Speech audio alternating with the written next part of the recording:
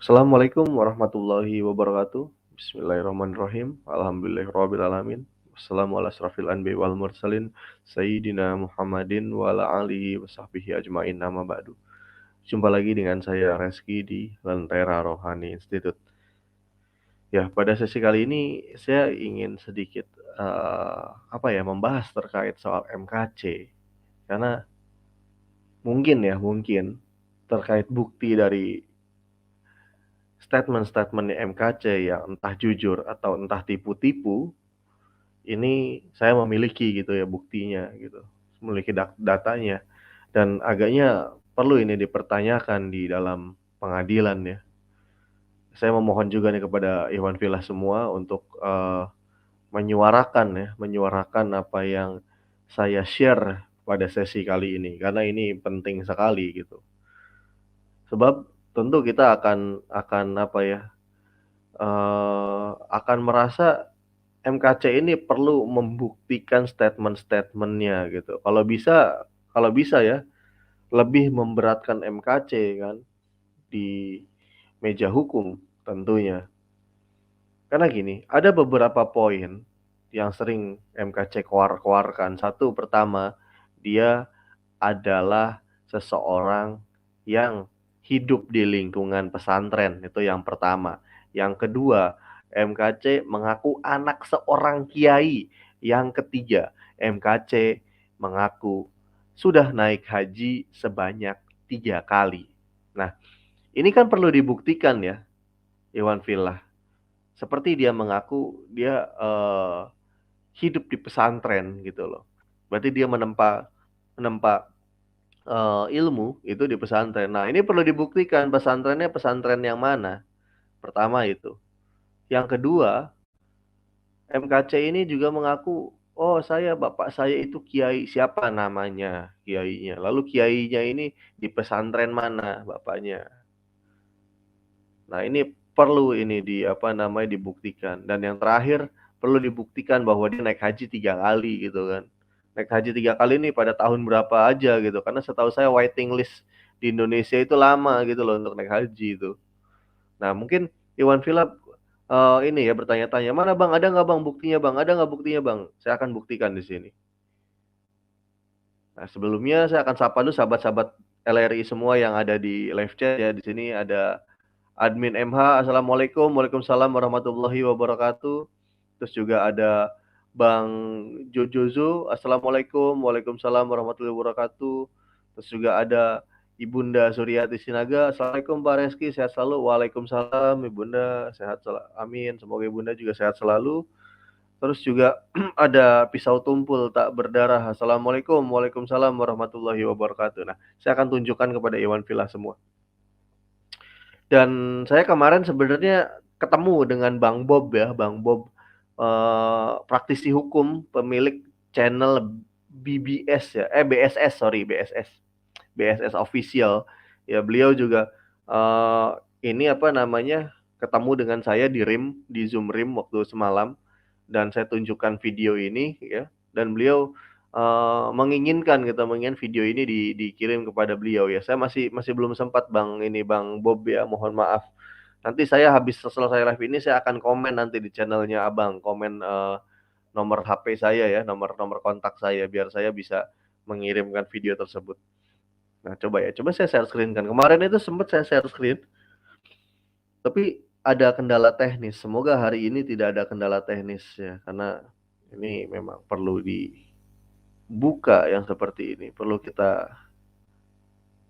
tampilkan. Sebentar. Share video.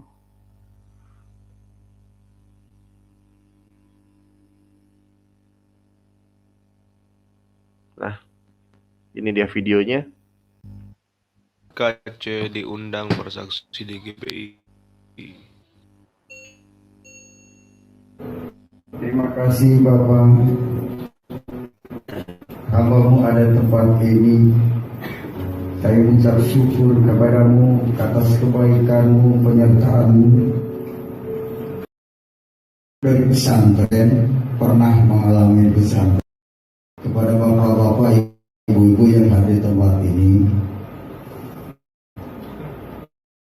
Umur saya 53 tahun. Pendidikan, status menikah, 1 istri, 2 orang anak, dan 4 orang cucu. Anak saya laki-laki semua. Pendidikan saya dari pesantren. Iwan Villa semua dengar sendiri ya. Dia mengatakan, pendidikan saya dari pesantren. Nah, ini ketika dia sedang bersaksi di GBI, Gereja Bethel Indonesia ya. Cuma entah ini GBI yang di mana saya nggak tahu ya. Wallahu a'lam bishawab ya. Mungkin kalau Iwan Villa ada yang tahu, oh ini GBI di sini gitu ya. Silahkan bisa informasikan di live chat ya, seperti itu. Nah, ini juga ada Asia ya. Assalamualaikum, waalaikumsalam warahmatullahi wabarakatuh Asia. Dan di sini juga sudah hadir Mas Maulana bin Zakaria atau Mas Soeb, kita sapa dulu. Assalamualaikum warahmatullahi wabarakatuh Mas Soeb. Waalaikumsalam warahmatullahi wabarakatuh. Assalamualaikum warahmatullahi dan pemirsa Leri semuanya. Waalaikumsalam warahmatullahi wabarakatuh. Nah, ini menarik ya Mas Soeb ya. Dia sedang koar-koar bahwa dia adalah jebolan pesantren. Ya, betul ya. Wow. Di sini. Wow. Dan ini kita LRI masih punya nih buktinya nih. Dan kalau ini ya, kalau mau tahu, saya akan sharekan di sini nih ya. Coba masih bisa dilihat tidak ya konten ini ya? Sebentar. MKC bersaksi di GBI. Kan kata kunci itu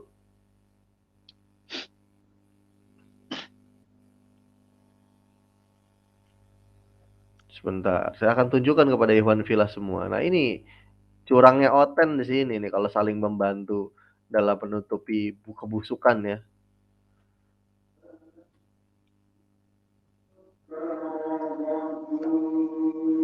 Saya akan tuh di sini sudah hilang nih. Tadinya pakai kata kunci MKC bersaksi di GBI. Coba kalau di Gereja Bethel, bentar. Bagusnya kita share screen kali ya Mas Soeb ya. Ya, biar kita tidak dituduh mengada-ngada nih. Saya akan share screen ya di sini biar terlihat apa yang saya searchingkan. Nah, ini ya bisa dilihat ya.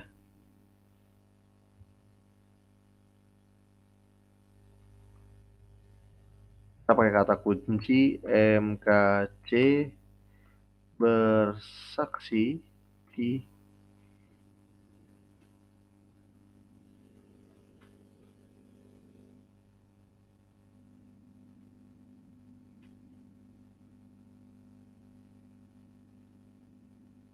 masih ada tidak videonya? Oh, masih ada ternyata.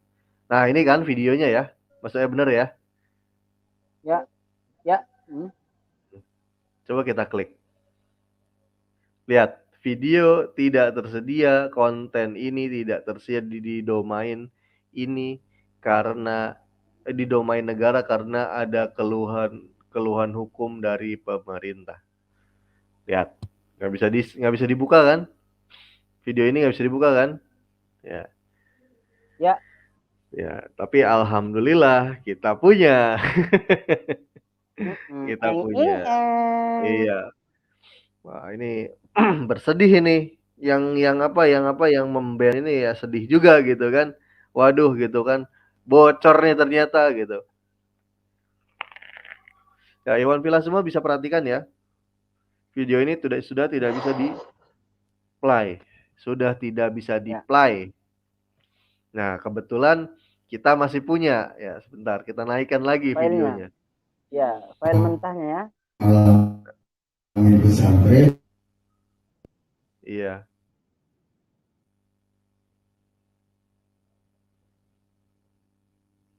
Dan alhamdulillah ya masih punya kita videonya. Kita ulang lagi pernyataan MKC. Gelar saya SHMT. Apa itu SHMT? Selama hidup mau melayani Tuhan. Jadi saya ini terima kasih tepuk tangannya. Makanya saya tidak punya gelar strata sekuler. Saya asli dari suku Sunda. Sunda sekarang sedang mulai dilawa Tuhan Bandung. Saya dapat informasi dari YouTube, Pak Aceh maju terus. Saya bilang siap selama saya masih diberi suara. Jadi pertama kali izinkan saya menyaksikan kehidupan saya, karena saya memorinya sudah punya cucu 4. Ya, sejak kecil saya memang hidup di lingkungan pondok pesantren. Bapak saya kiai, paman saya pemilik pesantren.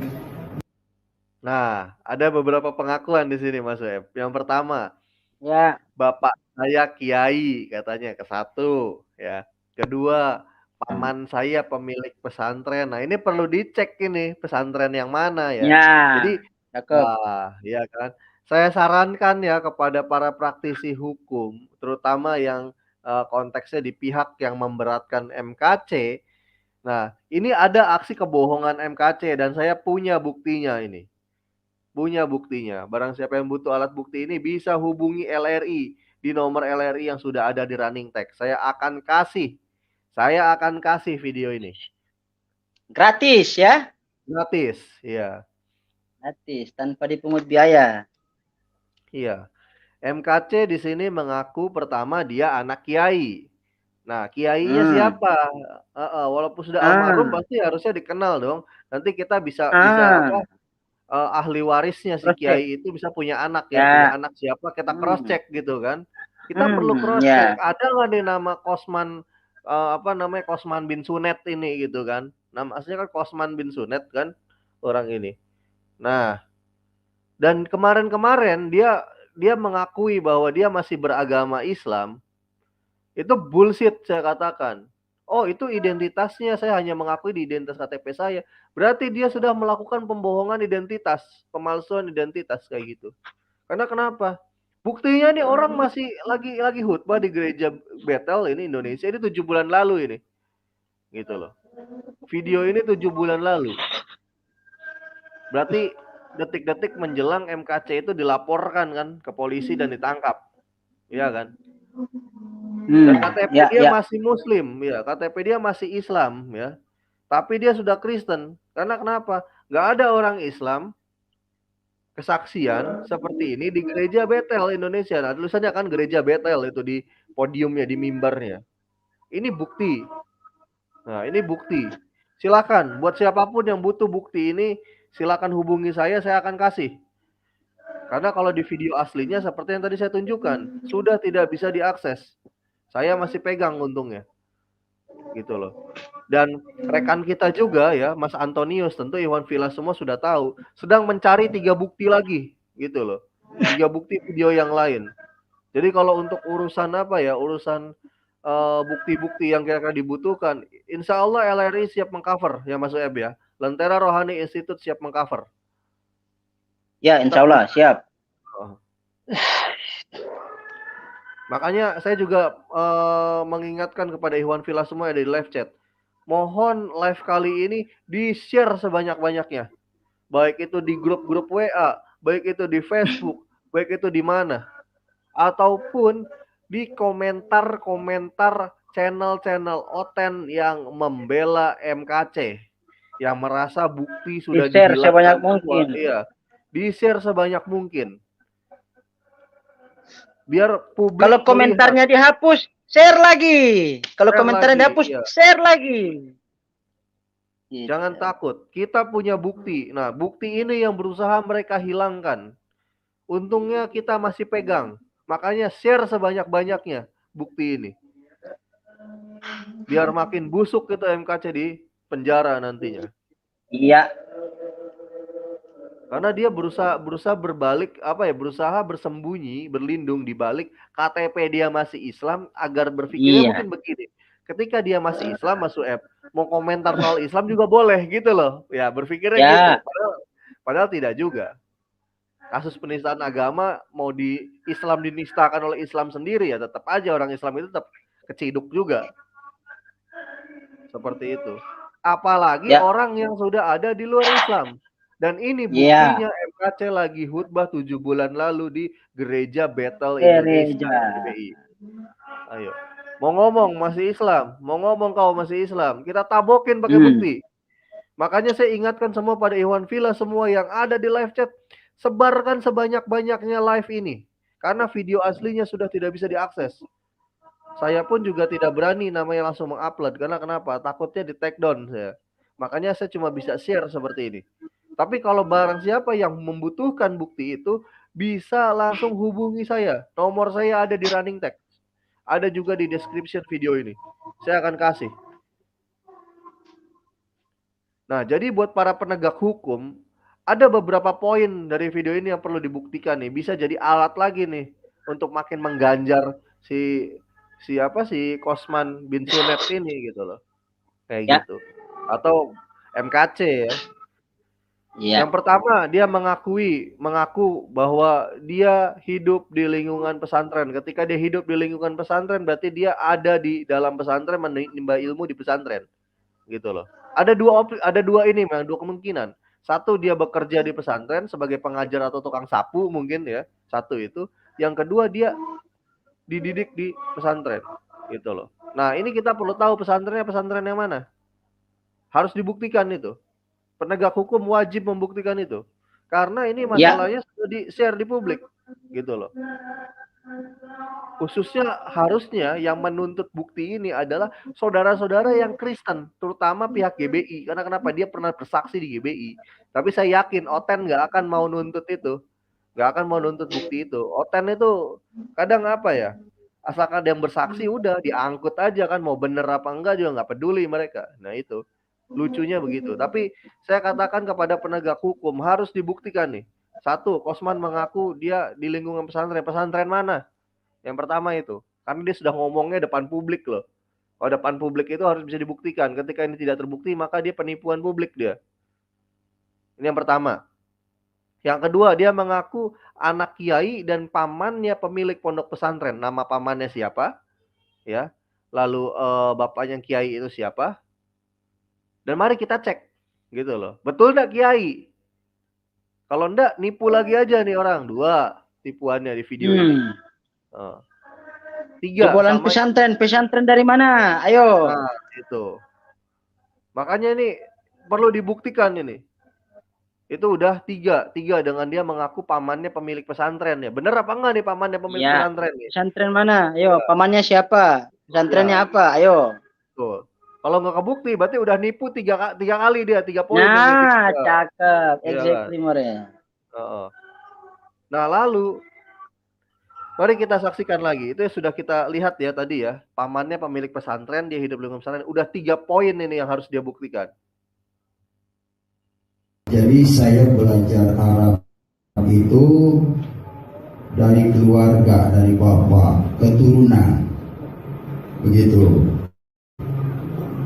Saya ini Islam yang taat beribadah kepada Tuhan.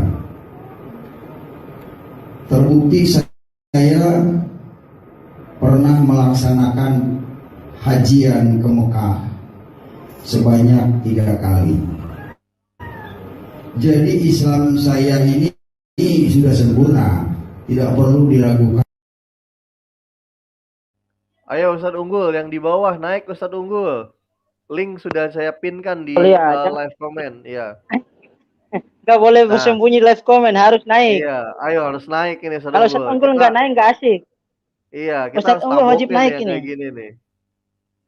Nah, tadi dia mengatakan saya adalah Islam yang sempurna dan taat. Wow. Saya sudah naik haji 3 kali. Nah, ini harus dibuktikan. Saya sangat menganjurkan dari pihak Kementerian Agama ya, dicek ada nggak nama orang ini naik haji 3 kali. Ya. Karena saya yakin pengadilan punya wewenang untuk memanggil pihak dari Kementerian Agama untuk dihadirkan sebagai saksi. Karena kenapa? Dia mengaku naik haji 3 kali. Nah, ini yang saya agak bingung. Karena kenapa? Waiting list naik haji di Indonesia itu 10 sampai 15 tahun waiting listnya. Kalau dia tiga kali naik haji, ONH plus aja 10 tahun.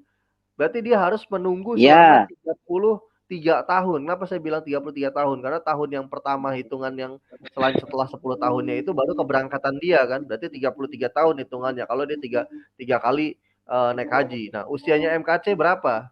Gitu loh. Kita bisa kalkulasi dari situ. Itu mustahil atau enggak? Nah, makanya ada perlunya pihak dari Kementerian Agama dihadirkan untuk dimintai keterangan apakah benar nama orang yang satu ini ada di video ini ya, naik haji 3 kali gitu kan, si Kosman bin Sunet yang sekarang lagi meringkuk di penjara sekarang, sedang disidangkan. Oh, buktinya mana dia ngaku haji gitu kan. Dia cuma ngomong hak doang gitu. Misal kata Oten, ini saya punya buktinya videonya. Mau ngomong apa? Gitu loh. Mau ngomong apa? Punya saya buktinya. Gitu. Nah, ini Ustaz Unggul juga sudah naik ini. Kita sapa dulu. Assalamualaikum warahmatullahi wabarakatuh, Ustaz Unggul. Assalamualaikum warahmatullahi wabarakatuh, Pak Ustaz Unggul. Waalaikumsalam warahmatullahi wabarakatuh. More Reski dan Brother Suaib. Standby lagi. Ya. Saya mau minta tanya nih ke Ustaz Unggul nih, mau tanya saya.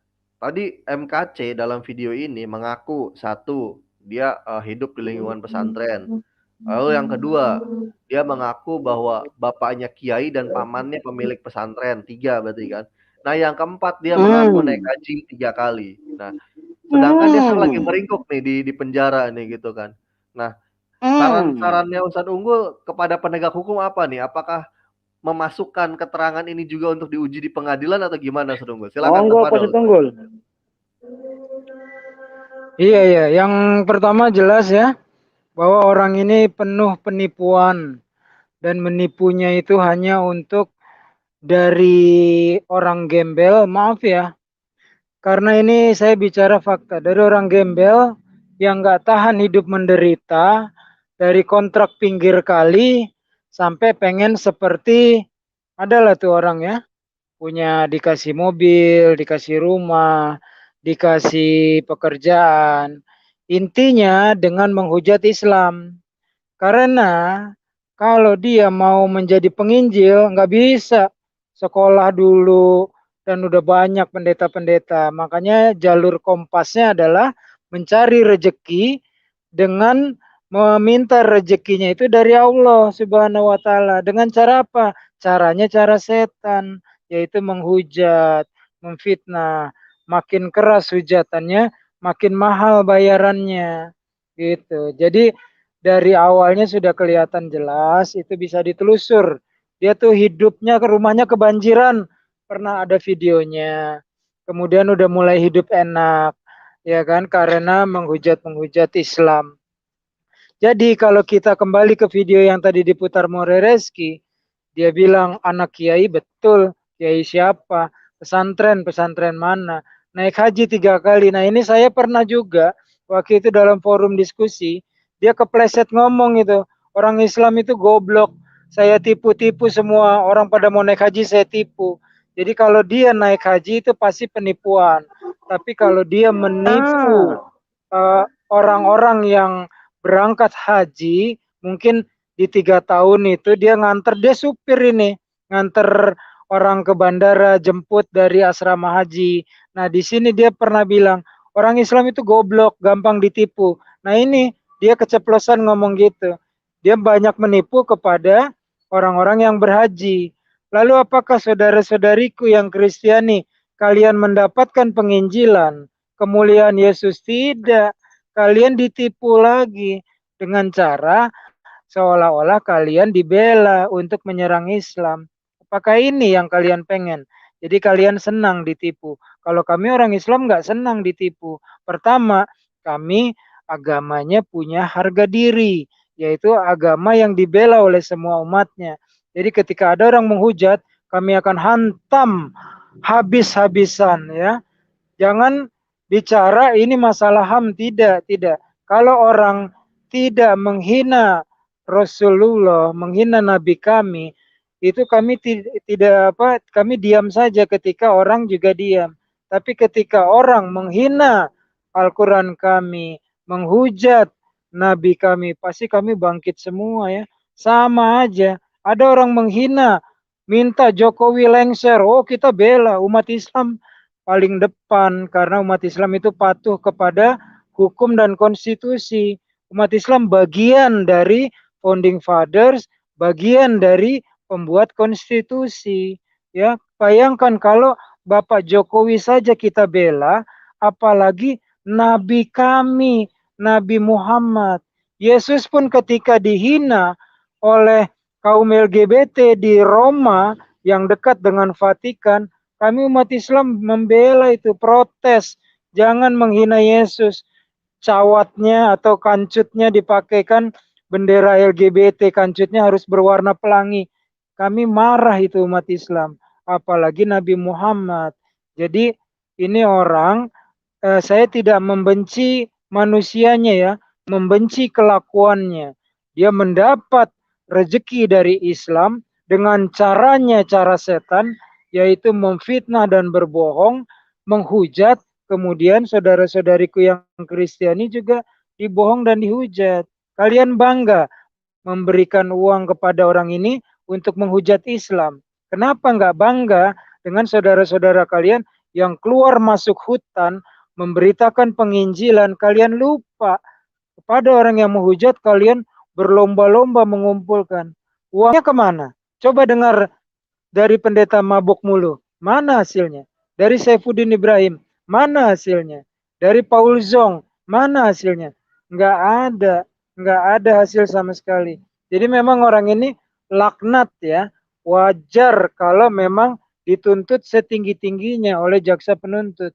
10 tahun. Silakan. Semoga dalam penjaranya itu dia menjadi orang yang bertobat. Kalau mau masuk Islam, Allah Maha Pengampun, ya, kecuali dosa syirik.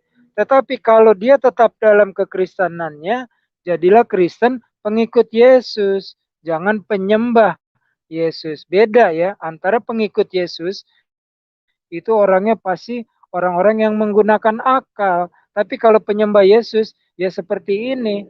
Ketika menghujat, dia mendapat donasi, ketika menghujat dia mendapat rezeki. Hal-hal seperti inilah yang akan terus menjadikan permusuhan di negara ini. Ya, jadi saya rasa begitu More. Mohon maaf kepanjangan. Standby lagi. Iya Ustaz Unggul, terima kasih. Nah, kita dengarkan lagi ya ocehan-ocehan dia ya. Nah, pokoknya saya akan bongkar semua video ini di sini. Lagi. Oleh karena itu saya mohon izin, ini ada orang Islam khotbah di mimbar. Kenapa bisa percaya Yesus? Yang pertama yaitu bapak saya. Pertama, Yesus itu awalnya dari mengalami mujizat kesembuhan di dalam nama Yesus. Saya pulang hajian tahun 2. Ya, ini sudah membuktikan ya, kalau ada yang mau melindungi MKC dengan mengatakan MKC masih Islam ya, masih Islam secara KTP-nya doang, bukan secara keimanan. Di video ini bukti jelas bahwa MKC mengatakan kesembuhan dalam nama Yesus ya. Dia mengalami kesembuhan dalam nama Yesus. Ingat, orang Kristen itu yang seperti itu orang Kristen. Orang Islam nggak ada yang seperti itu. Ya. Perlu diingat. Buktinya mana kalau MKC udah oten? Nih, saya punya buktinya. Saya tampilkan sekarang yang ini. Dan juga masih saya simpan dengan baik dan dengan aman video ini. Jadi siapa saja, saya ingatkan lagi, siapa saja yang butuh video ini bisa hubungi saya. Bisa hubungi saya. Saya akan berikan full, penuh. Tanpa saya potong sedikit pun. Tinggal minta sama saya. Karena kalau kita cek di di channelnya, di channel yang memposting video ini, sudah tidak bisa lagi di play. Video ini tidak bisa lagi diputar. Untungnya kita masih punya. Seperti itu. Kita masih punya. Dan ini untuk bukti. Barang siapa yang membutuhkan untuk bukti, bilang sama saya, hubungi saya akan kasih. Seperti itu. Terutama saya juga berjanji pada Bang Bob ya, Bang Bob BSS official ya. Saya nanti akan hubungi Bang Bob nanti. Hubungi Bang Bob, saya akan komentar nomor WhatsApp saya biar nanti saya bisa kasih video ini juga kepada Bang Bob nanti, Bang Bob BSS ini official. Karena beliau walaupun Kristen, beliau praktisi hukum dan beliau tidak sepakat dengan apa yang dilakukan oleh si Kosman ini. Gitu loh. Seperti itu. Dan saya saya juga mengucapkan kepada Iwan Villa semua yang di bawah ya di live chat yang sudah mengucapkan salam. Saya ucapkan waalaikumsalam warahmatullahi wabarakatuh semuanya. Dan juga saya mengingatkan untuk live kali ini saya sangat memohon Iwan Villa semua yang di bawah share link live ini sebanyak-banyaknya, entah itu di Facebook, entah itu di mana, atau di channel-channel Oten ya, atau di channel-channel Oten. Saya sangat memohon. Karena kenapa? Biar mereka ocehannya tidak makin luas ocehannya. Kita gampar pakai video ini gitu loh. Karena yang saya tahu kemarin seperti saya melihat Kadrun ya, Kadrun Network di RIM, dia ngoceh-ngoceh bahwa oh si KC kan masih Islam ini. Iya, itu KTP-nya doang. Tapi secara keimanan dia sudah Kristen, maka kalau KTP dia masih Islam, maka dia sudah melakukan penipuan publik. Kalau gitu caranya penipuan identitas. Buktinya apa? Si KC ini udah Kristen. Ini saya tampilkan. Mana ada orang Islam kesaksian di gereja seperti ini? Tidak ada. Mana ada orang Islam yang mengatakan, oh ya saya disembuhkan dalam nama Yesus. Nggak ada. Itu bukan orang Islam, itu orang Kristen. Dan video ini bukti dia Kristen. Real, fakta dia Kristen. Ketika KTP dia masih Islam, itu akan memberatkan dia lagi. Karena kenapa? Dia sudah melakukan pemalsuan identitas. Loh saya kan nggak rubah, itu kan KTP-nya asli. Kenapa dia tidak melaporkan bahwa dia sudah pindah agama dan dirubah statusnya? Ini perlu dipertanyakan di pengadilan. Gitu loh. Perlu dipertanyakan di pengadilan. Makanya saya sangat memohon kepada Iwan Villa semuanya yang ada di live chat. Share link live ini sebanyak-banyaknya. Di grup-grup WhatsApp. Terutama yang ada otennya. Saya instruksikan terutama yang ada otennya, yang banyak otennya, kasih link live ini sebanyak-banyaknya. Jangan sampai tidak di-share. Karena ini bukti, ini sebuah bukti. Biar yang lain melihat, yang lain pun juga mau mere-upload, silahkan. Saya izinkan, silahkan. Nah ini ada yang ini ya dari Bang Pisau Tumpul Tak Berdarah. Emangnya kalau KTP masih Islam nggak bisa disebut menistakan agama ya? Oh nggak juga Bang Pisau Tumpul. Sebetulnya bisa. Nggak berarti kalau misalkan dia Islam, kalau dia nistakan Islam boleh. Oh enggak. Tetap dicomot juga sama kepolisian. Tetap.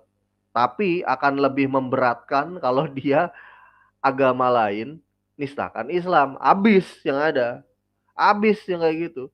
Tapi ini membuktikan bahwa si Kosman ini adalah seorang Kristen. Dan ada banyak hal yang dia harus buktikan ini kalau kita pakai video ini jadi alat bukti. Yang pertama, Kosman mengaku dia hidup di lingkungan pesantren. Kalau ngomong hidup di lingkungan pesantren, ada beberapa memang asumsinya. Satu, dia kerja di pesantren, atau dia menimba ilmu di pesantren. Itu yang soal dia mengaku hidup di lingkungan pesantren. Itu harus dibuktikan pesantren mana ini. Pertama. Yang kedua, dia mengaku anaknya kiai. Nama bapaknya siapa? Kalau Sunet, kita cari ada nggak kiai namanya Sunet gitu loh. Dan ini perlu ditelusuri. Betul atau tidak? Kalau tidak betul, udah dua poin dia dalam video ini aja menipu. Gitu loh. Lalu dia mengaku lagi pamannya pemilik pesantren. Pesantren yang mana yang pamannya miliki? Nama pamannya siapa dan miliki pesantren mana? Gak bisa kebuktiin juga. Sudah 3 butir yang dia bohongin di sini. Makin berat lagi dia. Lalu yang keempat, dia mengaku naik haji sudah 3 kali. Ini orang dari Kementerian Agama yang perlu bersaksi di sini. Ada tidak nama dia naik haji 3 kali? Nggak ada. 4 kali yang dia tipu, 4 butir. Makin busuk dia di penjara ini kalau dibuktikan di persidangan. Saya jamin itu. Walaupun saya bukan praktisi hukum, saya jamin. Makin berat dia. Buktinya mana? Kita di LRI punya buktinya. Silakan hubungi LRI. Kita akan kasih. Nah, di sini juga ada Mas Antonius ini. Di sini ada Mas Antonius juga di sini. Kita sapa dulu. Assalamualaikum warahmatullahi wabarakatuh, Mas Antonius. Waalaikumsalam warahmatullahi wabarakatuh. Assalamualaikum warahmatullahi wabarakatuh, dan para penonton, bapak-bapak, ibu-ibu semua yang ada di sini. Ya, langsung aja Mas Antonius kepada komentar yang terkait video ini nih. Apa Dan tanggapan yang Mas Antonius? keempat, Silakan. Iya. si M. Koclok ini pernah mengaku dirinya itu lulus terakhir adalah strata 2 atau S2. Itu waktu diwawancara oleh Bapak Pendeta yang berinisial Yusuf Manuk Buluk Kutub. Oh, itu nama lengkap itu, bukan inisial itu. Itu bisa itu bisa ditrace dan kita ada buktinya juga. Lalu ada juga bagaimana penjelasan beliau kenapa sampai mengkritisi atau berapologetika waktu itu, karena beliau membela imannya yang mengakui bahwa dia itu adalah yang menuhankan Yesus gitu. Artinya dia sebenarnya secara tidak langsung itu menyatakan dirinya itu mengimani Kristenan gitu loh. Karena akhirnya dia mention di Kristen gitu. Nah, meskipun di awal penjelasannya dia mengaku Islam gitu. Tapi dia mengakui bahwa menuhankan Yesus itu kan tidak ada di dalam kelompok muslim manapun begitu loh. Jadinya ada kebohongan yang dia buat lagi gitu. Ini dari komentar dari saya, tambahan sedikit sih Murah. Terima kasih. Ya, sama-sama Mas Antonius. Terima kasih kembali. Ya, saya mengingatkan kepada Ikhwan Filas semua yang ada di live chat. Karena yang saya lihat ini ada 36 view gitu kan, 36 viewer. Mari 36 ini kita kompak semua share video video live LRI kali ini. Saya sangat memohon video live ini linknya ya untuk yang sesi ini gitu. Saya sangat memohon share kemanapun. Kalian pakai sosmed, share di sosmed kalian. Gabung dengan grup, share juga di grup. Share juga di grup-grup WA, share juga di grup Facebook, share juga di Instagram bila perlu. Kalau misalkan ada yang pakai entah Twitter apa, share di Twitter. Biar ada yang lihat gitu loh. Ini kalau ini sampai dibawa ke persidangan ya, ke pengadilan nih, alat bukti ini ya, ditambahkan nanti oleh pengadilan, makin busuk dia ini di penjara ini. Makin busuk di penjara. Karena selama ini kan para pembela MKC ini kan berlindung di balik identitas MKC yang masih Islam gitu loh, KTP-nya. Dan ini bukti si KC adalah Kristen gitu loh. Dan si KC mengaku dia di pesantren dan bla bla bla bla. Bahkan kita juga nanti akan tunjukkan ketika MKC mengaku strata 2 ya ininya ya Mas Anggit ya. Iya, ada. Itu buktinya kita pegang semua. Makanya insya Allah Lentera Rohani Institute LRI siap mengcover alat bukti, insya Allah, gitu loh. Karena saya sih, kalau saya ini saya pribadi ya, saya tidak mengatasnamakan LRI, tapi ini saya atas nama pribadi saya sendiri ya. Saya ingin orang ini ya, orang yang ada di video ini, ketika dia dikuburkan sekalipun ya, menghembus nafas terakhir itu ada dalam jeruji besi, saya pengen deh, gitu loh. Saya memang menginginkan itu saya. Dan saya punya nazar ya, kalau kelak nanti MKC ini sampai mati dalam penjara sampai habis usia dia masih di penjara gitu kan ya. Saya pengen nazar donasi nggak banyak-banyak, cuma 1 juta aja memang. Gitu loh. Ketika saya dengar nih ya orang ini sampai usianya nggak ada itu dalam bui ya. Saya bernazar, saya akan mendonasikan uang 1 juta saya. Walaupun akan saya bagi-bagi 1 juta itu nggak untuk satu tujuan saja. Seperti contoh misalkan, oh yang ini untuk ngebagi ke ini, untuk ngebagi, tapi nominalnya 1 juta. Itu nazar saya secara pribadi. Makanya saya meminta kepada Ikhwan Filah semua. Nah, ini sudah naik juga 41 view ya. Saya memohon dengan sangat kepada Ikhwan Filah semua, kepada saudara-saudara sahabat Lentera Rohani Institute semuanya. Share video link ini sebanyak-banyaknya. Bila perlu di channel-channelnya Oten, di channel-channel orang-orang yang membela MKC, biar mereka semua kejang-kejang gitu kan. Mereka berpikir dengan nggak ada bukti.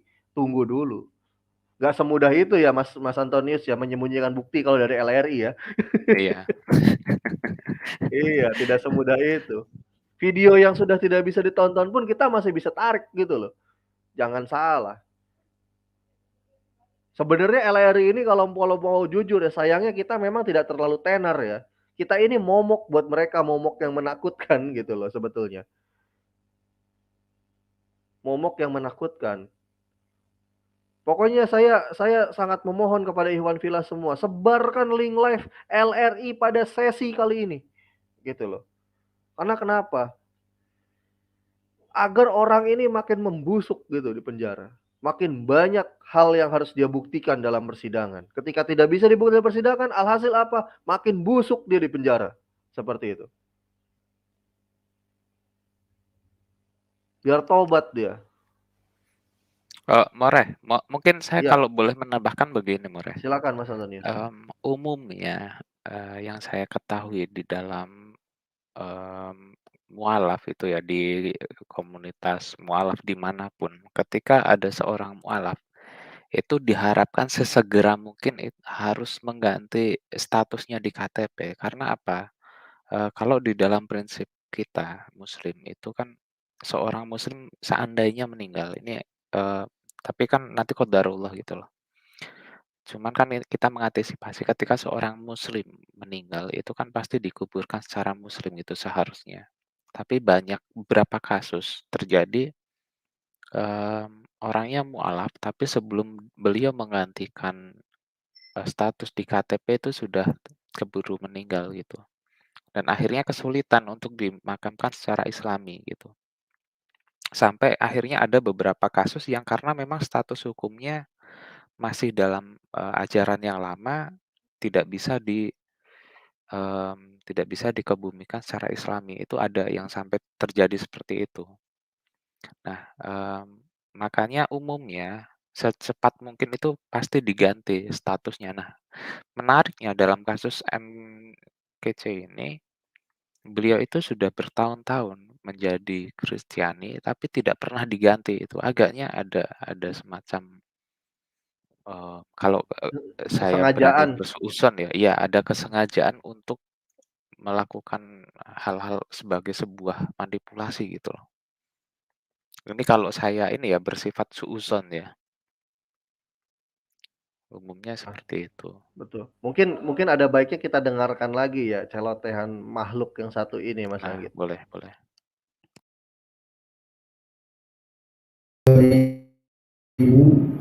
Yang ketiga, pulang ajar yang ketiga. Bapak saya sakit keras,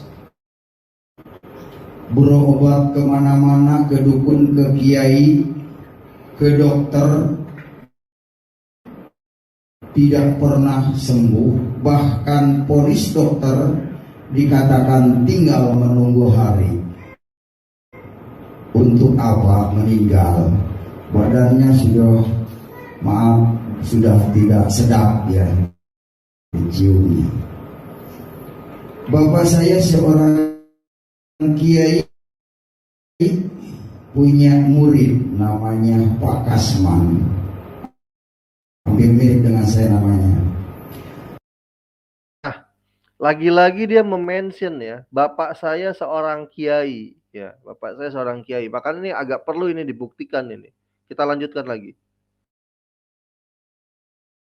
Pak Kasman itu punya kenalan namanya Pak Pendeta Gultom. Pak Kasman menawarkan kesembuhan melalui doa dalam nama Yesus. Pak Kiai mau tidak? sembuh dari sakit. Oh mau nggak kita didoakan dalam nama Yesus? Oh tidak, lebih baik mati saya, katanya. Oke, hari itu ditolak. Besoknya datang lagi itu pendeta, dasar orang Batak bandel begitu, datang lagi. Bagaimana Pak Kiai? Enggak, udah pulang, saya nggak mau dengar Yesus. Itu tahun 2000. Nah, balik lagi yang ketiga, Pak pendeta itu dengan Pak Kasman. Gimana Pak Kiai, mau didoakan? Coba deh, kalau memang bisa, dokter aja udah angkat tangan, apalagi doa. Jadi coba doakan. Singkat cerita, bapak saya didoakan oleh pendeta Gultom Purba, orang Batak. Cerita bapak saya disembuhkan tahun 2000. Bapak saya menginjil kemana-mana. Bapak saya itu sampai tahun 2003 ke rumah saya diinjili. Yang tadinya saya benci sama Kristen, benci sama Yesus, entah kenapa bapak saya nggak ngomong, padahal cuma datang doang nginep ke rumah saya. Semalaman mereka nggak tidur, mungkin mendoakan saya atau bagaimana. Singkat cerita, Pak Gultom nginep, nggak banyak acara, cuma saat malam. Saya bilang, Pak, kenapa bapak nggak tidur? Kan di Cirebon, kalau kita bawa alamat dari Tuhan. Hadis karangan. Sebentar nih, di sini ada kesaksian dia bawa-bawa kota Saya yakin kalau orang Islam mengerti Al-Quran akan murtad semua.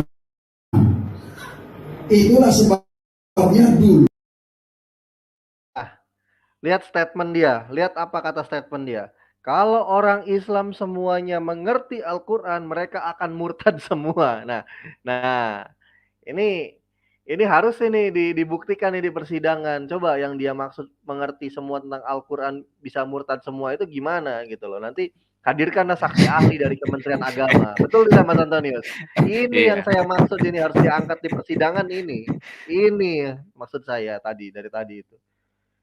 Nah, kita saksikan lagi celotehan nih orang gitu kan.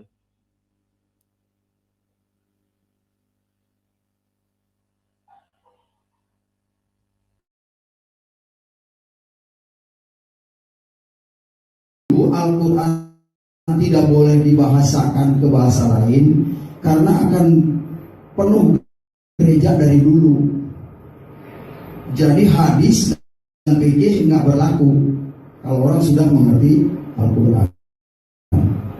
Itu yang paling penting. Jadi ini pengabaran Injil itu harus berbagai bahasa yang intinya mengenal Yesus sebagai Tuhan dan Juru Selamat. Itu intinya. Strong point-nya itu. Makanya strong point saya sampaikan di YouTube adalah kitab kuning ini. Saudara-saudara, ini adalah kitab karangan manusia. Jangan diyakini ini dari Allah. Karena karangan manusia akan membawa ke neraka. Siapa yang mengatakan itu? Al-Quran juga. Surat Al-Baqarah ayat 79. Fawailul ladzina yaktubuna kitab summa yaquluna hadza min indillah. Fawailul ladzina yaktubuna kitab bi aydihim summa yaquluna hadza.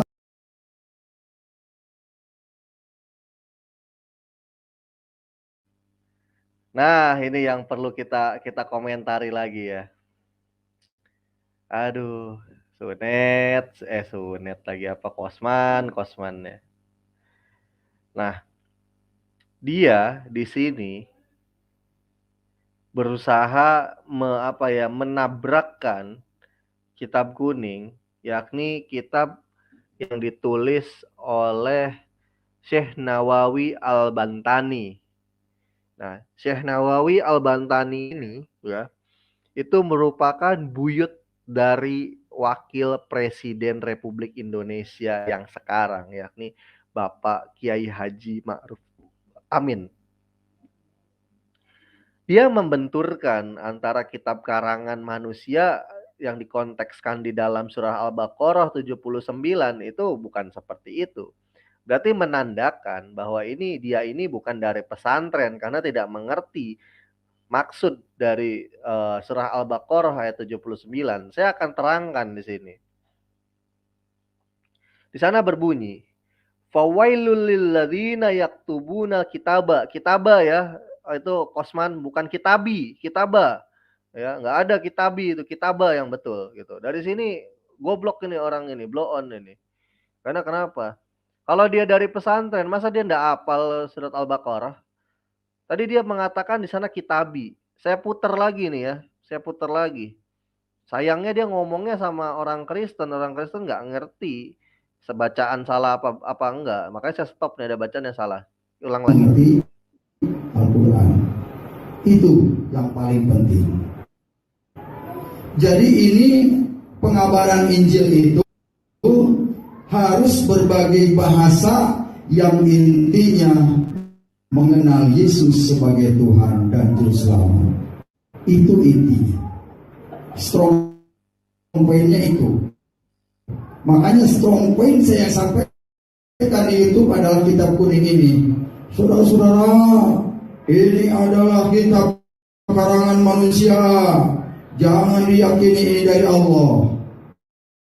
Karena karangan manusia akan membawa ke neraka.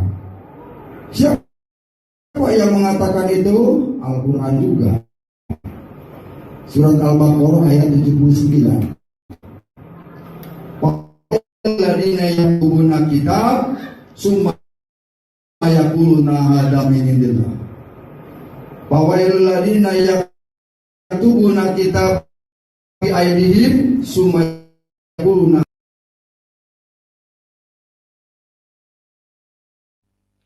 Ini nggak mengerti orang ini.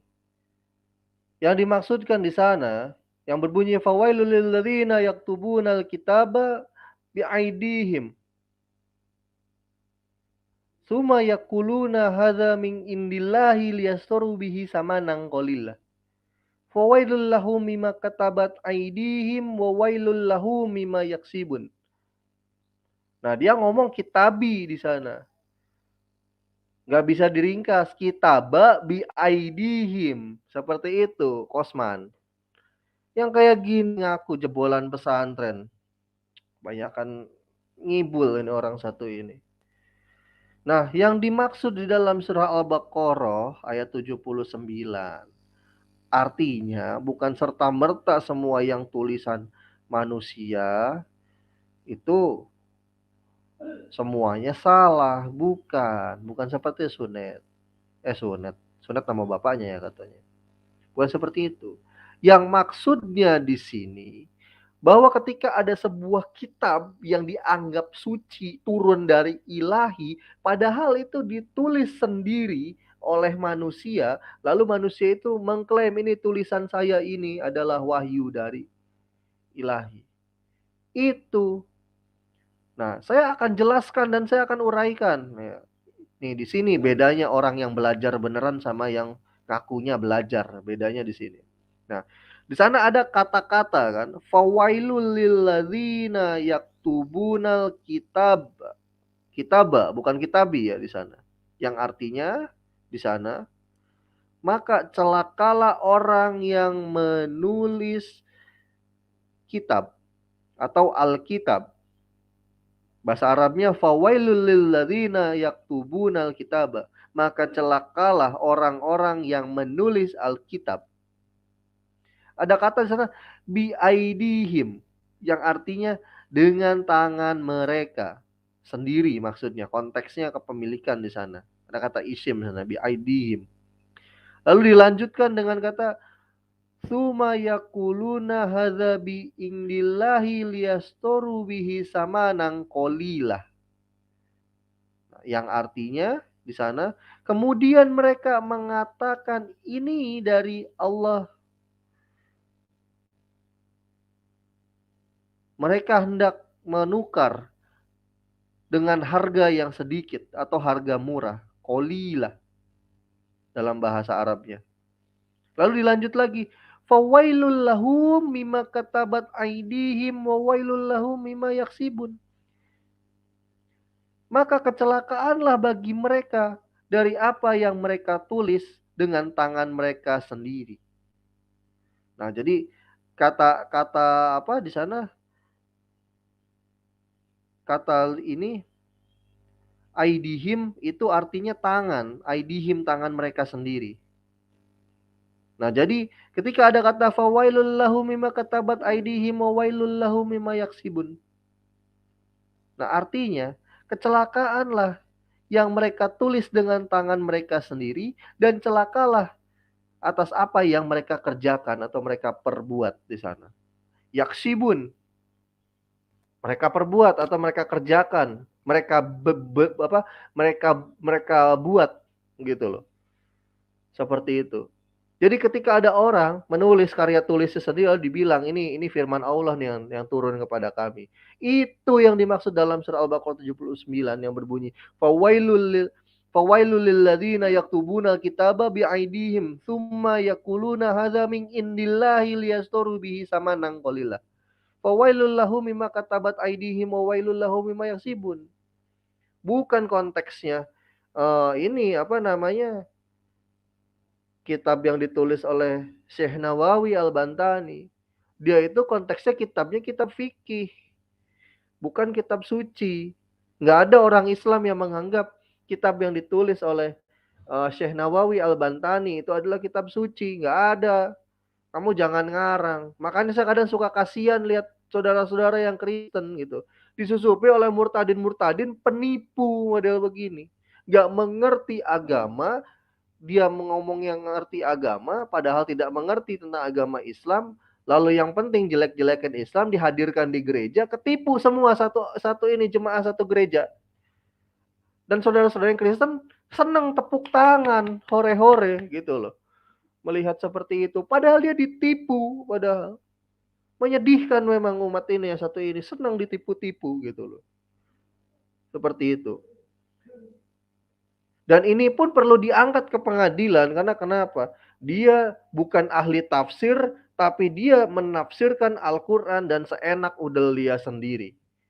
Konteksnya masuk ini penistaan agama ini. Kalau di sini unsurnya masuk penistaan agama.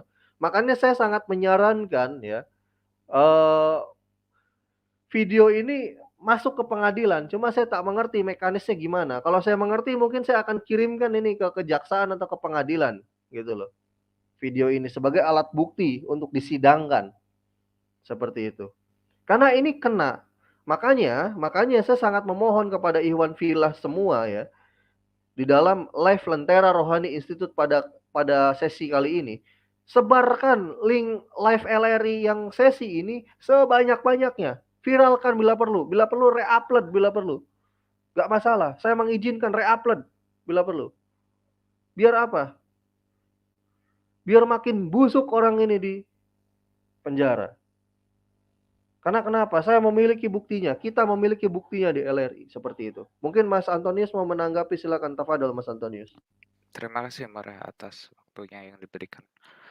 Terkait apa yang dia utarakan pada kitab kuning itu juga sebenarnya juga di awal-awal kesaksian ya di channelnya Pendeta Yusuf Manuk Bulu.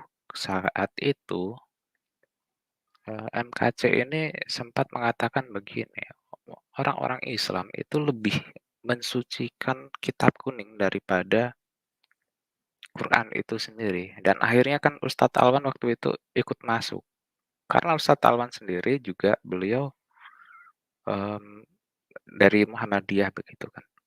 Nah, sementara kitab kuning itu hanya dipakai oleh kalangan NU pada umumnya gitu loh. Dari Muhammadiyah tidak menggunakan kitab kuning untuk pengajaran gitu. Nah, ini kan jadi salah apa yang diutarakan oleh MKC ini. Dan itu tidak bisa kecuali dia bisa membuktikan hal ini ya. Dan, agaknya di pengadilan perlu juga dibuktikan dari mana dasar dia mengatakan bahwa kitab kuning itu dianggap lebih tinggi di kalangan orang Islam gitu. Ini kalau dari pendapat saya sih, Mar, ya. Itu perlu diklarifikasi juga oleh, MKC sendiri, dari mana dasar dia mengatakan hal itu kan.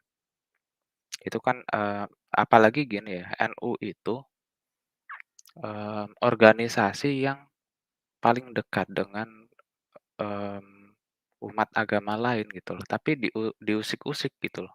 Kan agaknya aneh gitu loh, kalau dilihat dari perspektif, kenegaraan pada umumnya ya. Itu sih dari saya, Mar, ya. Terima kasih. Ya, terima kasih Mas Antonius. Mas Soeb mau berkomentar, Mas Soeb? Silahkan Mas Soeb, tafadhol.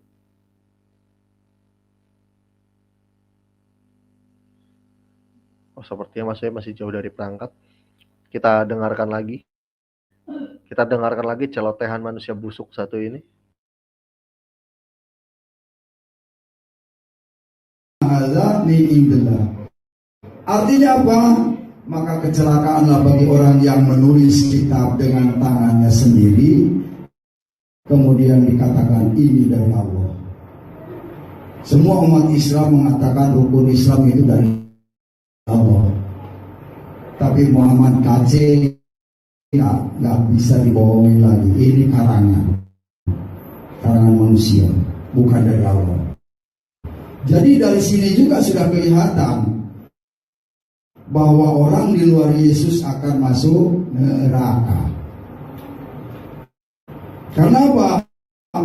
Surat 19 Maryam ayat 1 berkata, wa in minkum illa wariduha kana ala rabbika hatman maqdiyan. Dan tidak ada seorang pun daripadamu melainkan mendatangi neraka itu. Hal itu merupakan suatu kemestian yang sudah ditetapkan oleh Tuhanmu. Bayangkan, masuk neraka ditetapkan oleh Tuhanmu. Nah, ini sebenarnya apa ya? Saya bosan sebenarnya menjelaskan ini ya. Karena dari 2014 saya mengenal yang namanya perdebatan lintas agama.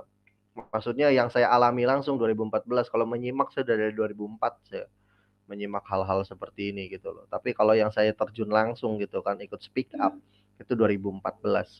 Saya udah bosan sebenarnya meluruskan kekeliruan pemahaman Kristen ini ya terkait surah Maryam ayat ke-71 ya. Surah Maryam 71. Terkait soal bahwa orang Islam dikatakan di sana ditetapkan masuk neraka. Ini menggelikan ya kalau kata saya gitu kan. Wa im minkum illa wariduha kana ala rabbika hatmam ma'diya. Dan tidak ada seorang pun di antara kamu yang tidak mendatangi neraka. Neraka pun itu masuk dalam kurung ya, maksudnya konteksnya di sana neraka. Kalau kita cek di dalam nas Arabnya, di dalam kata wa im minkum illa wariduha kana ala rabbika hatmam ma'diya, itu tidak ada kata nar di sana atau kata jahanam, itu tidak ada di sana. Tapi ya memang itu merujuk kepada neraka. Hal itu bagi Tuhanmu adalah suatu ketentuan yang sudah ditetapkan. Iya, tapi Al-Quran itu nggak bisa disunat-sunat kayak gitu, Kosman bin Sunet. Tidak bisa kayak gitu. Mari kita baca dulu dari ayat sebelumnya, gitu loh. Nah, bahkan redaksi tersebut, itu kalau saya ndak hilaf ya, secara penafsiran, diambil dari ayat ke-60.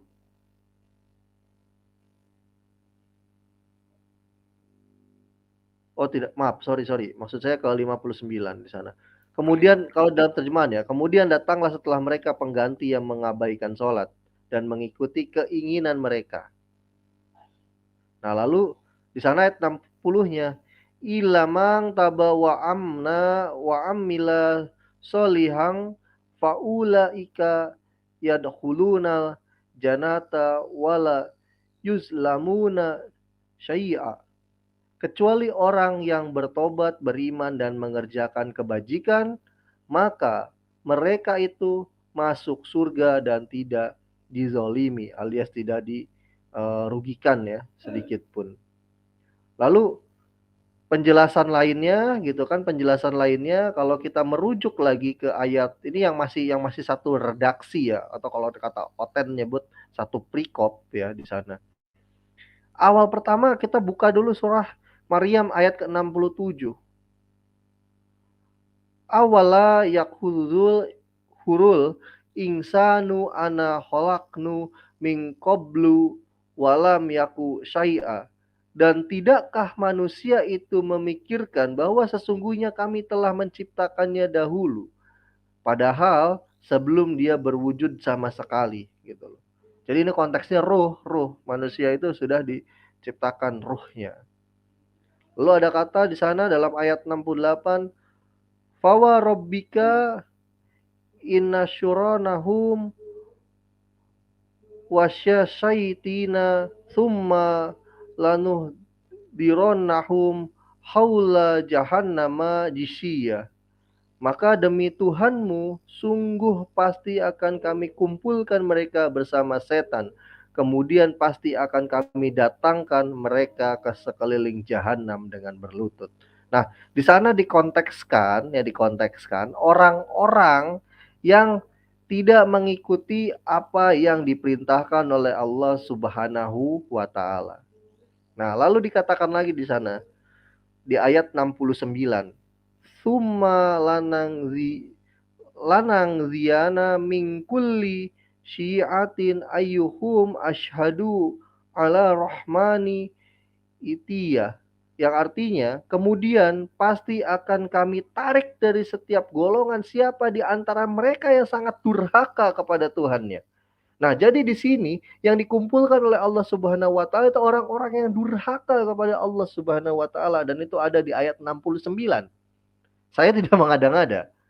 Dan itu sesuai dengan yang ditafsirkan oleh Jalalain. Ditafsirkan oleh Ibnu Katsir. Gitu loh. Di ayat 69-nya. Lalu di ayat 70-nya dijelaskan, selanjutnya kami sungguh lebih mengetahui orang yang seharusnya dimasukkan ke dalam neraka. Jadi Allah tuh sudah tahu mana yang layak dimasukkan ke dalam neraka. Maka baru dilanjutkan di ayat 71 yang tadi disebut oleh Osman bin Sunet. Wa imminkum ila wariduha kana ala rabbika hatmam ma'diya.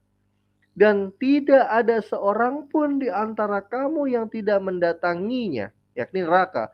Hal itu bagi Tuhanmu sudah ditetapkan. Nah, siapa yang ditetapkan di sini?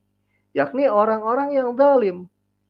Seperti itu. Kalau kita merujuk kepada apa yang Allah firmankan juga di ayat 69-nya. Barulah orang-orang yang bertakwa itu akan diselamatkan. Yakni ada di ayat 72-nya. Summa nunnazila zinna taqaw wa nazaru zolimina fiha jisya. Kemudian kami akan menyelamatkan orang yang bertakwa dan membiarkan orang-orang yang zalim di dalam neraka dengan keadaan berlutut. Nah, kenapa di ayat 71 dikatakan mendatangi neraka? Nah, karena Imam Jalaluddin ya, Imam Jalalain itu menafsirkan bahwa seluruh manusia itu akan hanya dihadapkan kepada neraka. Lalu dia akan mendatangi. Kenapa bisa disebut mendatangi di sana? Sebetulnya kata mendatangi di sana itu kurang tepat ya sebetulnya. Harusnya pakai kata di sana bukan mendatangi tapi melewati. Karena pakai kata di sana wariduha, al-wurud kata akar katanya gitu. Wurud itu artinya melewati, melintas artinya wurud itu. Karena pakai kata wariduha di sana. Jadi maksudnya itu apa? Ketika manusia berada di syirat yang namanya Shiratal Mustaqim, itu di bawahnya adalah kawah neraka yang menganga. Nah, ketika kita lewat di situ, melintas untuk menyeberang sampai kepada surga, kepada jannah, ya, itu kita harus melintasi neraka. Karena kenapa? Ada di atas neraka titian itu atau syirat itu. Dan itu bisa dibuktikan juga dari sabda Rasulullah SAW. Ketika selepas masa di padang mahsyar, umatku akan dihadapkan kepada sebuah syirat, kata Rasulullah SAW. Syirat itu yakni syiratal mustaqim, jalanan yang lurus dan licin. Terdapat pengait dan cakar, serta kawah neraka yang menganga di bawahnya. Aku, kata Rasulullah, aku akan melalui syirat tersebut terlebih dahulu. Dan menunggu di ujung syirat, berarti di depan pintu jannah. Sambil berdoa, ya Allah, ya Rabb, selamatkanlah umatku. Sunet ini ngawur nafsirkan surah Maryam ayat ke-71 gitu loh. Nabrak asbabun nuzul, nabrak kaidah tafsir yang benar. Nah, ini sudah penistaan. Ini sudah penistaan yang seperti ini. Makanya bawakan video ini ke pengadilan, kena ini pasal penistaan agama, udah busuk di penjara dan juga beserta ujaran kebencian di dalamnya dan juga informasi palsu. Busuk dia di penjara, saya jamin. Gitu. Walaupun saya bukan praktisi hukum, karena melihat banyak pasal yang dia langgar, yang dia tabrak, busuk dia di penjara. Seperti itu. Nah, ini ada Bang Hafiz ini. Assalamualaikum warahmatullahi wabarakatuh, Bang Hafiz. Waalaikumsalam warahmatullahi wabarakatuh. Silakan Bang Hafiz dikomentari Bang Hafiz nih. Iya, silakan. Maaf Bang Hafiz, tadi saya lagi menjelasin nih. Emosional saya melihat ayat suci Al-Qur'an di otak-atik ini. Silakan Bang Hafiz komentarnya nih. Bang Hafiz yang biasanya senang nih komentar nih. Silakan tafadhol Bang Hafiz. Iya, sebenarnya dari video si MKC tadi itu ya, kalau kita lihat lengkap itu ya, yang videonya itu dia itu begini ya, dia itu kan ngaku orang yang hidup dalam lingkungan pesantren katanya ya. Tapi yang kitab yang dia pegang itu dia nggak tahu itu. Kitab yang dia pegang itu bukan kitab Safinatun Najah itu. Safinatun Najah itu bukan karyanya Nawawi Al-Bantani, tapi Ya, Salim betul. Al-Hadrami itu. Nah, kitab yang dia pegang itu bukan Safinatun Najah, tapi Kasifatus Sajah, itu komentar atau syarah dari kitab Safinatun Najah. Kalau nggak salah itu dia di video lain ya, kalau nggak salah itu dia pernah bilang itu kitab kuning itu sumber teroris katanya. Itu juga bisa kena itu ya, karena kitab kuning itu kan ragamnya banyak. Ada nahu, ada saraf, balaghah, ma'ani, bayan. Nggak mungkin ya ilmu-ilmu yang berkaitan dengan linguistik Arab itu bisa dikatakan karya-karya yang bisa memicu orang untuk melakukan tindakan ekstremisme, kan nggak mungkin itu. Betul. Kemudian yang masalah kata wariduha tadi ya, memang ada penafsirannya di di kalangan ulama mufassirin, ulama ahli tafsir itu. Ada yang mengatakan itu mendatangi, ada yang mengatakan menghadapi gitu, artinya dihadapkan gitu ya. Tapi tidak ada satupun ulama yang menafsirkan kata warid di situ artinya adalah masuk, menetap di dalam neraka, itu nggak ada. Nah, ini mohon maaf sebelumnya. Kalau di dalam perspektif kekristenan ada keyakinan Yesus turun ke neraka. Ustadz pernah dengar itu ya? Alhamdulillah udah pernah dengar untuk membinasakan maut kata mereka itu. Nah, pertanyaannya, kalau logika Pak Sunet, Pak MKC ini digunakan untuk mendiskreditkan agama Islam, bahwasanya orang Islam itu pasti masuk neraka dengan argumentasi menafsirkan kata warid di situ, apakah logika yang sama bisa diterapkan dalam konteks keyakinan Kristen yang saya sebut tadi gitu? Apakah bisa dikatakan Yesus itu disiksa dalam neraka? Kan tidak. Jadi melihat konteksnya. Nah, ini yang kekeliruan ini yang dilakukan Pak MKC itu ya. Kemudian juga dia mengatakan begini ya. Ini unik ini, Ustaz. orang-orang, mohon maaf ya, ini yang terkait dengan videonya Ustadz Abdul Somad ini. Saya sering, udah berulang kali ya melihat videonya Ustadz Abdul Somad itu.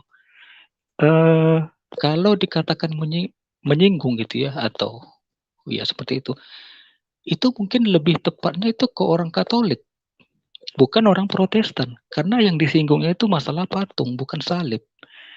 Nah, tidak tepat. MKC ini, saya yakin ini bukan orang Katolik ini pasti orang Protestan.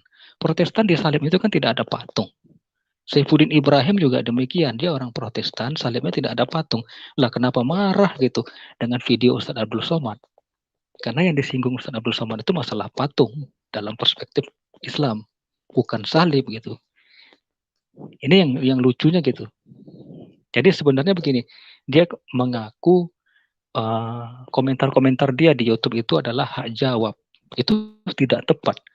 Kalau seandainya misalnya begini, orang nuduh saya maling, terus saya punya hak jawab menjelaskan kalau saya ini bukan maling gitu. Bukan saya membahas anak istri orang yang nuduh saya begini-begini, kan enggak, itu kan enggak sinkron jawaban dengan tuduhan gitu. Ya mungkin itu dulu, mungkin Ustaz, nyimak dulu. Ya, terima kasih ini Bang Hafiz nih. Kawan saya ini luar biasa ini. Ya memang saya melihat kalau misalkan itu dikomentari oleh orang-orang yang Protestan ya, Kristen Protestan, ini nggak nyambung memang tuh soal salib, karena bahkan mereka sendiri menganggap bahwa patung itu berhala. Kenapa di gereja Kristen ada larangan gini, Ustaz Hafiz, ada larangan ya, ada larangan bahwa di dalam kekristenan itu tidak boleh nama ibadah di gereja Katolik yang saya tahu, di Kristen Protestan itu. Ini yang saya tahu seperti itu. Ada larangan untuk orang Kristen Protestan beribadah di gereja Kristen Katolik. Mengapa demikian? Karena di gereja Kristen Katolik itu banyak patung, dan patung itu berhala, tidak sesuai dengan perjanjian lama. Karena perjanjian lama dilarang namanya kita membuat patung seperti itu. Makanya orang Kristen Protestan sangat antipati dengan patung gitu, mereka itu. Lalu yang disinggung premisnya kan titik beratnya di permasalahan patung oleh Ustadz Abdul Somad. Lalu orang Kristen komentar, yang Kristen nih ya, ini yang ya unik lah. Ya, mereka itu kadang seperti itu gitu loh. Kayak yang masalahnya gerejanya ada patungnya aja gitu kan gitu. Setahu saya malah gereja Kristen itu ya nggak cuma ini ya, nggak cuma salibnya itu nggak ada badan Yesus nempel di situnya, tapi patung pun satu pun nggak ada gitu loh. Jadi tidak menyentuh apa yang dipremiskan gitu sebetulnya, seperti itu. Nah, terkait ini Ustaz Hafiz, tadi saya mengatakan juga ya bahwa video ini harus dibawa ini ke pengadilan gitu loh. Harus diujikan juga, dijadikan alat bukti. Karena kenapa? Di sana ada beberapa pengakuannya MKC yang mengatakan bahwa satu, dia anak seorang kiai, itu yang pertama. Yang kedua, dia mengakui juga keponakan dari pemilik pesantren. Nah, ini kan kita perlu tanyakan dulu nih, pesantrennya yang mana, nama pamannya siapa, pesantrennya mana. Lalu yang dia katakan bahwa dia anak kiai, siapa nama kiainya itu. Nah, lalu yang ketiga, dia mengatakan dia sudah 3 kali naik haji. Nah, ini dari Kementerian Agama perlu mengkonfirmasi ya. Betul tidak nih Saudara Hafiz nih, menurut antum nih, saya tanya nih. Tapi dengar rumornya itu ya, saya juga lagi cari informasi ya. Beliau itu pernah jadi TKI ya. Ada, jelas Bang. Oke, siap. Lanjut. Dia pernah jadi, iya, dia pernah jadi TKI di Arab katanya gitu. Tapi nggak tahu juga ya. Iya. Nah, ini cuman bagi saya pribadi sebenarnya ya, mau dia haji, mau dia umroh berkali-kali gitu, murtad itu bukan sesuatu yang istimewa menurut saya itu. Mau murtad, mau mualaf gitu ya. Jangankan orang murtad, iblis aja yang lama tinggal di surga, lulusan surga itu bisa berkhianat loh itu. Apalagi manusia gitu. Saya berpikir seperti itu gitu. Jadi nggak ada yang wah gitu. Murtadin 4 kali naik haji ya silahkan aja. Itu Iya, hak dia betul, itu kan. betul. Nggak ada yang Tapi istimewa. ya, tapi gini Bang Hafiz, nampaknya ya agaknya karena ini kan sudah masuk ranah publik gitu kan. Sedangkan mereka itu kan suka dengan menggoreng-goreng seperti itu kan dari kalangan mereka. Nah, ini agaknya perlu kita juga apa namanya, sebetulnya langkahnya kita ini membantu kawan-kawan kita yang Kristen dalam arti untuk bertindak kritis. Kenapa sih harus kritis? Seperti contoh gini, ketika Kosman nih di sini yang di video ini, Kosman bin Sunet ini mengibul ya, bohong gitu, A I U E O di depan mimbar gereja. Siapa yang dirugikan? Sebenarnya nggak ada sedikit pun dari pihak kita yang muslim dirugikan, betul ya Bang ya? Nggak ada gitu kan. Tapi Iya. yang dirugikan mereka sendiri sebetulnya gitu loh. Menikmati tipuan-tipuan ngibulnya si Kosman bin Sunet ini gitu loh.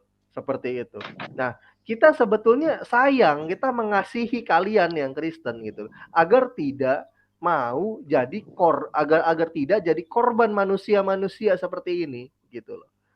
Yang bohong ketika dia Islam begini A I U E O, padahal waktu dia Islam boro-boro dia ini ngaji pun nggak pernah gitu kan, ikut pengajian pun nggak pernah gitu kan, dan melaksanakan perintah agama pun tidak gitu. Jadi konteksnya Islam KTP, pure Islam KTP. Tapi ketika masuk ke dalam Kristen dibaptis jadi murtadin, di branding. Wah, dia begini, mantan guru ngaji, di guru di pesantren, wah, guru besar Al-Quran. Padahal mengerti Al-Quran pun enggak. Gitu loh. Sama seperti ini Bang, seperti Saifuddin Ibrahim yang katanya jurusan perbandingan agama di Muhammadiyah Surakarta. Setelah saya cek jurusan perbandingan agama tidak ada di Muhammadiyah Surakarta. Sampai ya, sekarang dari mulai berdiri ya sampai sekarang. Betul. Setahu saya di UMS itu untuk ini ya, untuk matkul studi agama-agama atau ilmu perbandingan agama itu dia masuk ke dalam tafsir. Jadi memang SKS-nya masuk ke dalam tafsir. Ada sih ada SKS-nya, matkulnya ada. Mata kuliah tapi ya, tidak berdiri, mata kuliahnya ada. Tidak berdiri sendiri sebagai satu prodi, itu yang jadi soal. Tidak berdiri jadi satu prodi, tapi itu bagian dari mata kuliah tafsir Al-Qur'anul Hadith, dimasukkan ke situ. Mungkin lebih tepatnya sama seperti gambarannya kalau di dalam Kristen itu kayak kita studi di STT, lalu ada Islamologi 4 SKS. Nah, macam seperti itu Bang Hafiz. Nah, tapi makanya dari pengakuannya si Nah, yang saya tahu juga ya dari si orang yang satu ini, saya cukup lucu karena kebetulan saya pun ya memang orang perbandingan agama saya. Jadi tahu gitu loh, mana yang ngibul, mana yang enggak. Saya awal pertama kali melihat Saifuddin Ibrahim itu geli, sama gelinya seperti saya melihat Kosman. Nah, sekarang penerus Saifuddin Ibrahim ya Kosman ini gitu loh, penerusnya nih, juniornya nih. Karena dulu abangnya dia, seniornya dia, Saifuddin Ibrahim, itu juga pernah istilahnya saya permalukan. Walaupun tidak secara langsung ya, tapi saya katakan bodoh ini orang ketika dia mengaku, saya dulu kuliah perbandingan agama di jurusan Usuluddin. Sampai hari ini saya belum pernah lihat ada kampus menyediakan jurusan atau prodi namanya Usuluddin, Bang. Betul nggak, Bang? Terutama di Surakarta ya, Muhammadiyah Surakarta. Iya, karena yang saya tahu Usuluddin itu bukan nama prodi, bukan jurusan, tapi fakultas yang fakultas saya tahu. Ya. Iya, itu. Nah, lucu nggak kira-kira Bang? Lucu, makanya buat tapi saya banyak yang percaya namanya, itu. Banyak yang percaya, kadang ngomongnya sama Oten yang nggak ngerti, gitu loh. Coba ngomongnya sama saya gitu. Minimal saya ada di tempat dia bersaksi, saya akan acungkan tangan saya tinggi-tinggi ketika ada sesi QA. Lalu saya akan tanya, Pak Saifuddin, saya mau tanya kampus mana yang menyediakan jurusan Usuluddin? Mau saya gituin gitu loh. Oh, kampus ini, kita cek gitu. Karena yang saya tahu Usuluddin itu nama fakultas. Sampai berangkat ke Al-Azhar sana, kita nggak akan temukan prodi yang namanya Usuluddin. Betul ya Bang ya? Adanya fakultas ya, Usuluddin itu. Sampai berangkat ke Al-Azhar sana, nggak akan kita temukan jurusan Usuluddin. Adanya fakultas Usuluddin. Berangkat jauh-jauh ke Madinah sana, ke Madinah, nggak akan kita temukan juga jurusan Usuluddin. Ya, ada fakultas Usuluddin. Berangkat ke Mekah, ke Universitas Mekah, nggak akan kita temukan juga jurusan Usuluddin. Ya, ada fakultas Usuluddin. Nah, ngibul-ngibul. Dia jurusannya PAI itu. Enggak, dia bukan PAI, S1 sastra PAI. Arabia. Hah? Sastra Enggak, Arabia. jurusan PAI Bang. Ada pengakuan dari kawannya itu kan yang di Bogor ya kalau nggak salah itu. Bukan Jurusannya sastra jurusan Arabia, Bang. PAI. Bukan. Saya pernah lihat loh tulisannya Saifuddin Ibrahim ketika dia membahas tentang haji ya. Saya pernah baca bukunya itu tipis. Dia sendiri nggak bisa membedakan mana itu yang isim ma'rifah dengan isim nakiroh, itu nggak bisa. Masa al-hajjun al-mabrurun. Waduh. Jadi udah lam, alif lam, al ma'rifah ditambah dengan tanwin di ujungnya, itu kan lucu itu. Anak SMP ibtidaiyah aja itu nggak tahu itu mana ma'rifah mana nakiroh. Jadi jurusannya PAI lah. Iya. Jurusannya PAI itu. Makanya ini lucu. Ya seperti itulah Bang, dan ini sekarang yang lagi heboh ini dilanjutkan ya penerusnya Saifuddin, yakni ya ini nih orang yang ada di layar ini nih, Kosman bin Sunet gitu loh. Bahkan di sesi waktu di Yusuf Manubulu dia mengakui bahwa dia strata 2 ya pendidikan akhirnya ya Mas Antonius ya. Iya. S2 ya? Itu di Iya benar itu benar. S2. Lulusan mana katanya? Nah itu dia nggak sebutin. Itu tidak disebutkan. Dia bilang saya ini sebenarnya mau S3 tapi apa gitu. Pagi saya simak. Tapi kata Paul Zhang, saya nonton channel Paul Zhang, katanya beliau ini lulusan SD. Beneran, nggak bohong. Besok kalau apa saya tampilkan videonya kalau ketemu. Cuma lulusan SD kata Paul Zhang. Nah ini bagus nih MKC nanti kita benturin nih pengakuan MKC di ini Yusuf Manubulu ya versus kata Paul Zhang. Iya, dengan Paul yang Zhang. salah yang mana gitu ya, yang salah yang mana gitu kan. Gitu kan. Tapi ya beginilah. Jadi mungkin gini ya Murah ya, dia bilang S2 itu SD SMP ya. Bisa jadi ngelasnya atau mungkin enggak, kalau dia lulusan SD ya S1 lah berarti lah. Iya sih. Kalau sampai SMP kan artinya dia apa ya? Dia bisa bilang S2 itu SD dan SMP gitu. Nah, itu ungkapan ungkapan sarkastik umum sih kalau di Indo ya. Ya tapi intinya gini. Sebenarnya dengan celotehan Kosman kayak gini di dalam gereja lagi gitu kan. Itu semua nggak ada sedikit pun bagi kita yang Muslim dirugikan sebetulnya. Dalam arti apa yang Kosman celotehkan ini ya, dirugikan itu tidak gitu. Karena kenapa? Yang dikibulin kan yang Kristen, bukan kita. Kalau dari sisi apa yang yang ditipu-tipukannya si Kosman. Kosman menipu di sini nggak ada ruginya buat Islam. Yang rugi siapa? Yang Kristen. Karena kenapa? Dia kan sedang ngibulnya sama yang Kristen ini di sini. Gitu loh. Akan tetapi ya, di negara ini ada hukum. Undang-undang penistaan agama. Ketika dia untuk ngibulin Oten dan Oten yang ada di depan dia nih pada saat video ini mau kasih amplop ke dia besar gitu kan dengan jelek-jelekin agama kita, di sini kita punya hak jawab baru yang Muslim. Hak jawab di sana bisa konteksnya membantah apa yang dia statementkan dan meluruskan. Yang kedua, kita bisa menuntut pertanggungjawaban orang yang satu ini. Gitu loh. Karena ini negara Indonesia ini adalah negara hukum gitu loh. Ada hukumnya. Dan makanya saya dengan segala memohon dengan sangat kepada Iwan Villa semua yang ada di live chat, sebarkan link live ini sebanyak-banyaknya, mau itu di grup WhatsApp, di grup Facebook, di Instagram atau di halaman Facebook gitu kan. Sebarkan di WA. Kalau bisa sebarkan juga link ini ya, link live kita kali ini di channel-channel Oten. Kirimkan semua biar gerah mereka. Karena kenapa? Video ini sudah tidak bisa lagi di-play ini Bang Hafiz. Di sumber aslinya ya, di channel aslinya sudah tidak bisa lagi di-play video ini. Tapi ya tenanglah, kita LRI itu kalau udah soal menyedot bukti itu ya inilah paling senang kita. Seperti itu. Nanti pun kita besok ya, kalau malam ini saya nggak bisa, kebetulan nggak bisa live.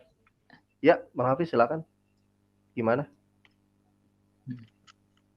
Ya, saya yakin itu kalau disuruh dia baca kitab Kasifatus Sajakar itu nggak bisa itu. Betul. Nah ini pernah itu kan di ini ya, kalau boleh saya tambahkan ya. Iya. Dialog dengan Unmi Rifa waktu itu saya ingat saya. beliau kan pernah ditantang untuk membaca Quran waktu itu, tapi tidak bisa ternyata. Nah kan agaknya aneh gitu loh, kalau misalkan dia sudah pernah berhaji, mantan guru di pesantren ataupun mantan ustadz gitu, tapi masih tidak bisa membaca huruf hijaiyah gitu kan agaknya nyeleneh gitu loh untuk disebut seperti itu. Agaknya ya. Betul, betul. Kecuali gini ya, kecuali di yang dia katakan haji 3 kali itu haji Tanah Abang gitu loh, kalau ungkapan orang Jakarta kan. Maksudnya haji Tanah Abang gitu, kata ngakunya pergi berhaji tapi cuma nyampe Tanah Abang beli kurma gitu. Kan Nah ada itu ya. dia. Seingat saya ada ya Jadi ungkapan gini, seperti itu. ada betul. Jadi gini, sebenarnya pengen ya nanti malam ini habis maghrib, habis Isya jam 8-an lah paling. Pengen saya angkat lagi gitu kasus ini dengan bukti yang lain gitu kan. Cuma sayangnya kebentur event. Saya malam ini ada event tanggal 4 ini Mas Antonius Mas Weby. Jadi saya nggak bisa live. Tapi kalau bisa diwakilkan oleh kawan-kawan yang lain ya yang pegang kunci LRI ya silahkan gitu. Saya mengizinkan gitu kalau mau dipakai gitu ya. Tafadol saya mengizinkan. Silahkan. Cuma kalau saya kebetulan nggak bisa. Ini saya mau ada event malam ini kebetulan. Oh iya. Tadi pengen saya angkat. Kalau misalkan event saya bablasin, waduh ruginya udah banyak Mas Anggit. Mas ini Mas Antoni. Modalnya udah banyak masalahnya. Masih Iya tinggal benar. repot ya. Iya benar. Oh iya, kalau boleh saya tambahkan sedikit komentar Mure. Iya, silakan Mas Antoni. Cuman ini kan karena gini ya.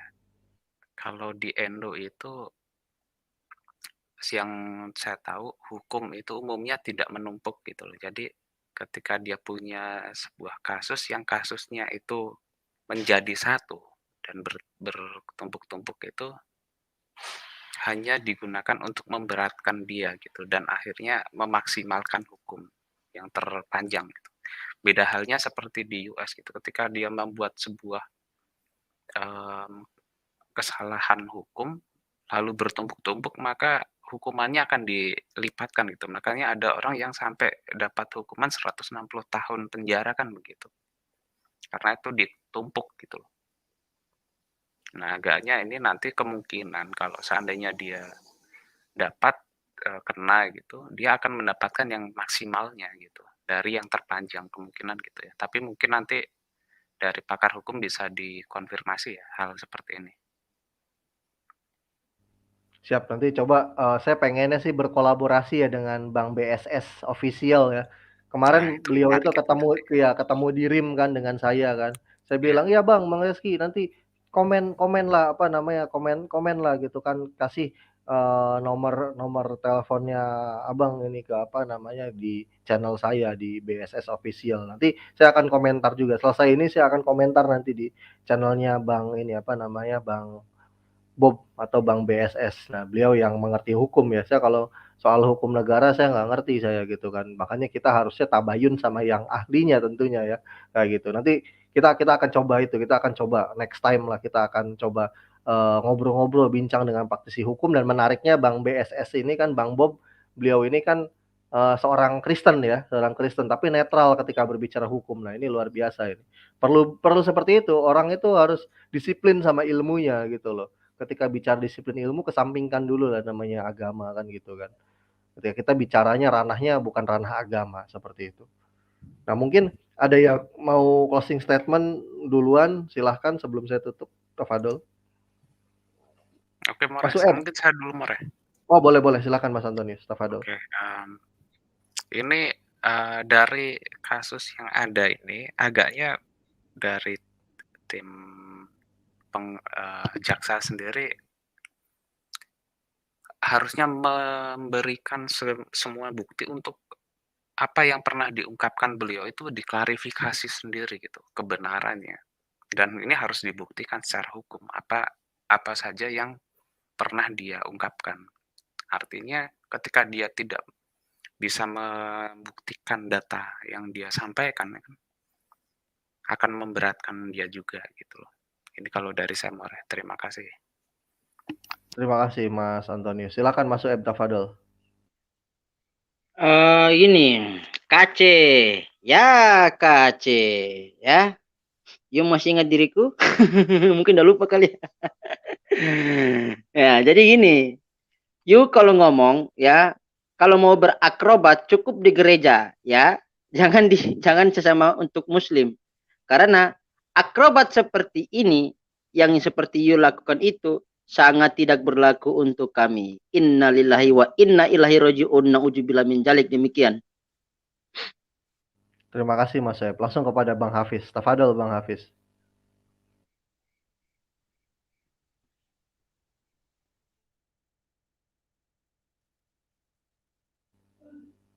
Bang Hafiz, silakan Bang Hafiz.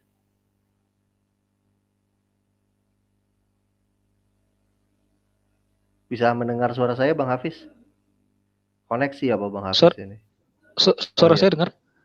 Ya dengar Bang Hafiz. Silakan Bang Hafiz closing statement-nya Bang. Iya, saya cuman ngomong gini ya. Kalau soal MKC ini ya, kalau seandainya sudah divonis, saya berharap mudah-mudahan jadi pribadi yang lebih baik lah gitu. Kalau seandainya dia teguh dengan keyakinannya, jadilah orang Kristen yang baik. Soalnya begini ya, orang-orang Kristen itu juga banyak itu yang nggak peduli dengan dunia apologetika, nyinggung-nyinggung keyakinan umat lain. Islam itu banyak. Ada loh pendeta itu yang dia cuma fokus ya ibadah, bina jemaat, udah nggak mau tahu itu Al-Quran, hadis apa, nggak mau tahu gitu. Nah, jadi gara-gara orang-orang seperti MKC inilah kan jadinya rusak gitu kan hubungan kerukunan antar umat beragama gitu. Jadi ya saya berharap ya mudah-mudahan ya jadi pribadi yang lebih baik lah si MKC ini. Kalau mau jadi pendeta ya jadi pendeta yang kalau istilah Islamnya tuh pendeta yang robbani gitu ya. Yang memang betul-betul fokus dengan profesinya gitu. Ya mungkin itu Bang. Ya, terima kasih Bang Hafiz atas closing statement-nya, juga Mas Soeb dan juga Mas Antonius. Ya, saya sih berdoa gini ya, saya berdoa semoga MKC ini mendapat hukuman yang maksimal, amin ya robbal alamin. Kalau saya berharap kayak gitu, biar ada efek jerah gitu seperti efek jerah. Betul itu. Ya bukan saya berharap hal yang buruk pada MKC, cuma dari sini dia akan mendapatkan edukasi gitu loh, seperti itu. Ya, saya juga mengucapkan terima kasih banyak kepada saudara-saudara semua yang sudah ikut hadir di atas forum diskusi Lentera Rohani pada sesi kali ini terkait membicarakan soal MKC, celotehan MKC di Gereja GBI. Saya ucapkan terima kasih dan saya juga ucapkan terima kasih banyak kepada Iwan Villa semua, netizen, sahabat-sahabat Lentera Rohani Institute semua yang sudah menyaksikan perbincangan kita yang sudah 1,5 jam ini. Semoga mendapat manfaat dari apa yang kita bahas di sini. Dan juga saya mengingatkan kepada Iwan Villa semua, share link video kali ini sebanyak-banyaknya. Boomingkan biar ini bisa nanti dijadikan bahan pertimbangan gitu kan oleh pengadilan gitu kan. Karena saya tahu pengadilan juga nggak buta terhadap sesuatu hal yang sedang viral gitu loh, setahu saya. Makanya bantu saya viralkan, kalau mau re-upload silakan, tafadhol, saya izinkan. Re-upload sebanyak-banyaknya, share linknya sebanyak-banyaknya. Biar semua orang tahu seperti itu. Ya, terima kasih saya ucapkan sekali lagi kepada Iwan Villa semua, sahabat-sahabat LRI, dan saya juga memohon maaf mewakili kawan-kawan yang ada di forum diskusi pada sesi kali ini jika ada salah-salah kata, karena kita manusia tempatnya kesalahan dan tidak sempurna, karena kebenaran dan kesempurnaan hanya milik Allah Subhanahu wa taala. Akhir kata saya ucapkan Allahu a'lam bishawab, wabillahi taufiq wal hidayah, wassalamualaikum warahmatullahi wabarakatuh. Waalaikumsalam warahmatullahi wabarakatuh. Waalaikumsalam warahmatullahi wabarakatuh.